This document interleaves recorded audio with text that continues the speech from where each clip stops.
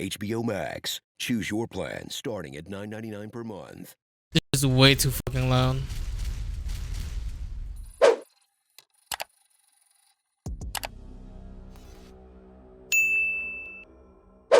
They've done heart-wrenching examinations of pain and grief, meditations on America's betrayal of black soldiers. But now, a Marvel series is ready to take on life's biggest question. How long would it take for you to do yourself? About a week tops, right? Loki.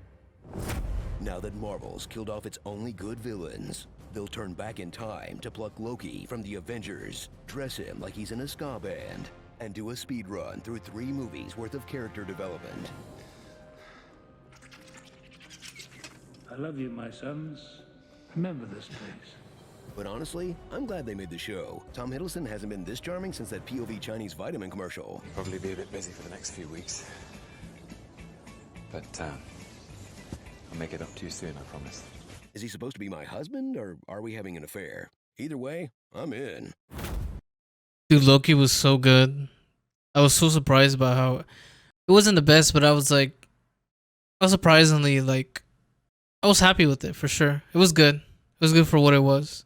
Follow Loki's journey through space and time to escape the clutches of the TVA, a bunch of time cops tasked with a sacred duty to try and make the word prune happen. They want to personally oversee the variant's pruning. TVA has pruned a lot of these guys. Prune on site. No pruning! She's already been pruned. Just prune it, let's bail. So you're gonna prune me? Or he pruned her. Prune it. Prune him. She's self-pruned.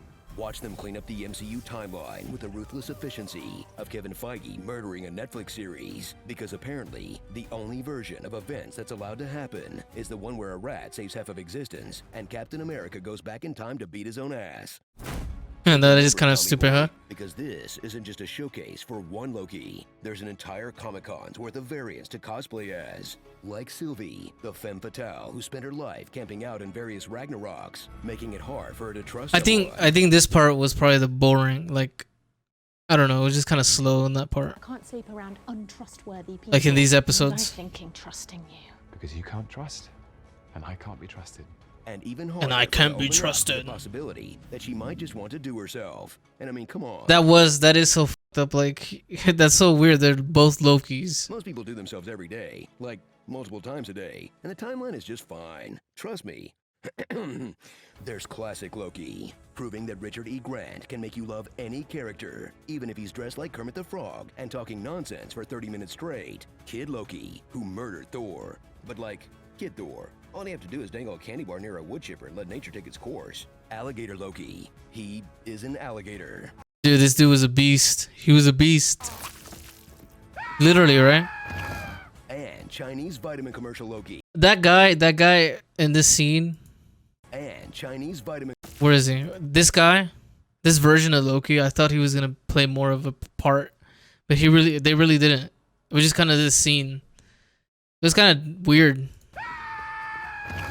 And Chinese vitamin commercial Loki. What? You can't tell me that's not an extremely health-conscious Loki variant. I mean, just look how many vegetables he made me for breakfast. Oh, hi, Onida. Shansran.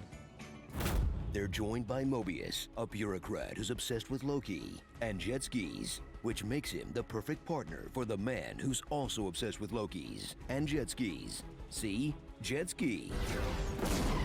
Then there's Judge Renslayer, an evil bureaucrat who discovers that she's actually middle management, not upper middle management like she thought. Gasp. Minutes. They're just clowning this whole show, huh? The show has to use to explain what's going on without your eyes glazing over. Your salad is Asgard. No, don't do... And Kang the Conqueror's annoying theater kid variant. Journey to the Hogwarts at the end of the universe to meet to the Marvel's Hogwarts guy with a thing for purple. And thrill as after 5 episodes of fast-paced excitement, Kang plops into the series like the architect from Matrix 2 if he also did improv. You can't kill me because I already know what's going to happen. The first Matrix I designed was quite naturally perfect. It was a work of art, flawless, sublime. All the Triumph stuff the TVA didn't know about, I knew. All I have to do is manage the flow of time. Doesn't this character seem overpowered as fuck? Who is he's able to control time and timelines. What the hell? This guy's OP. And prevent any further. How will they even get to? How did they even get close to somebody OP like that? Inherent in every human being. Thus I redesigned -1. based on your history. I have since come to understand the answer you gave me because it required a lesser mind, or perhaps a mind less bound by the parameters of Ages and ages of cosmic harmony. This scene is 11 minutes long. When Marvel needed to get trippy, they called up Rick and Morty writer Michael Waldron to run the show, and he's bringing along a grab bag of wildly original concepts like portal guns, space lizards, barely escaping planets before they're destroyed, speeches about how existence is chaos, Oh my god. Nobody exists on purpose. Nobody belongs anywhere. Everybody's gonna die. hive minds, Me, I presume. If anyone's anyone, you're me. My passion for unification. You mean stealing people's bodies?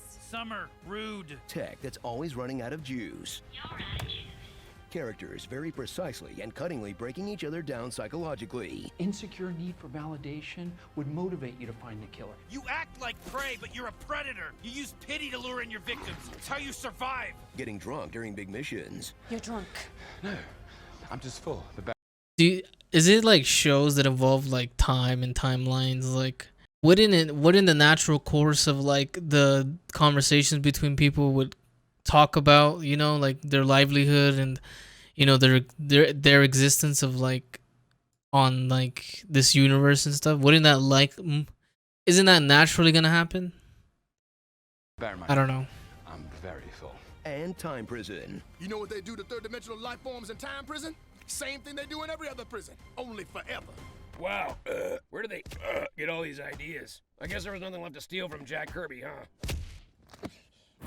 Strap in for what's ultimately a small-scale series that manages to feel huge thanks to massive animated establishing shots. Like when you witness the apocalypse of this world from an empty crater. Enter an infernal nightmare bureaucracy that stretches setting crashers, BF Kangs, the old guard, he who rehashes. Gators will say it's fake. Dramatic. Oh my god. For my next trick, love is a dagger. Find a way back to the TVA! Fine.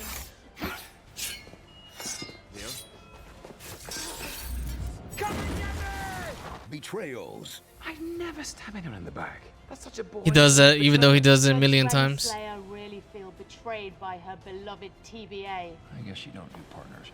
Unless, of course, it benefits you and you intend to betray them at some point. How do I know that in the final moments you won't betray me? You betrayed me! No, you betrayed me. You betrayed me! You betrayed me! Oh, grow up! Grow up! Apologies, my liege. I betrayed you. About that. You can't be serious. My throne. This guy was annoying. Like, why was he even there? And hair flips. He did that. He did do that kind of often. Kitty cat. Chrono Trigger. Chrono This Trigger. never would have happened if Tony Stark had just let Hulk use the elevator. He really is responsible for every bad thing in this universe. This episode is presented by HBO Max. Choose your That was cool. I haven't seen this guy in a while.